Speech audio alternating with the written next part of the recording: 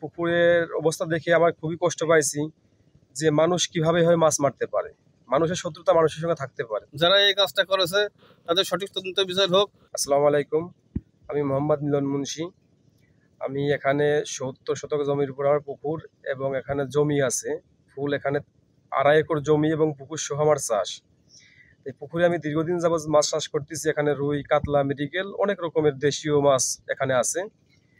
সকালে যখন পুকুরে দেখার জন্য আসি, সকালে এসে দেখি যে আমার পুকুরে কে বা কাহারা গ্যাস ট্যাবলেট মারিয়ে আমার মাছগুলো মারছে।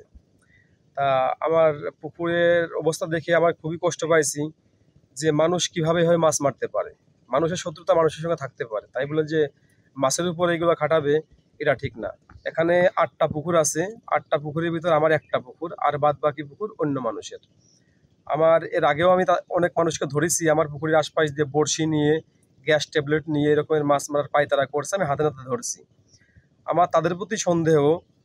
আমি চাই যে আসলে মাছের সঙ্গে যে শত্রুতামিটা করছে, আইন যথাযথ ব্যবস্থা নিয়ে আইনি প্রক্রিয়ায় আমি চাই তারা তদন্ত সাপেক্ষে তাদেরকে বিচারের আওতায় আনা হোক এবং তাদেরকে বিচার করুক। আমার এই বিচারের দাবি, কারণ আমার সঙ্গে কোনো অন্যায় করে না, অন্যায় করেছে মাছের সঙ্গে। আর মাছ হচ্ছে বাংলাদেশের একটা প্রকৃতি।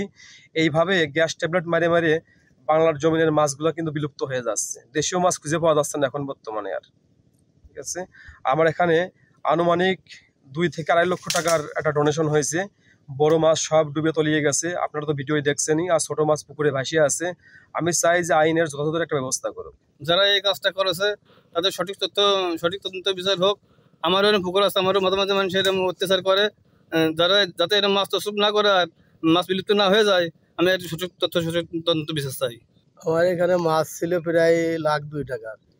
বিষ মারিয়ে সে মাছগুলো বাইকে গেছে, কিছু মরিয়ে গেছে।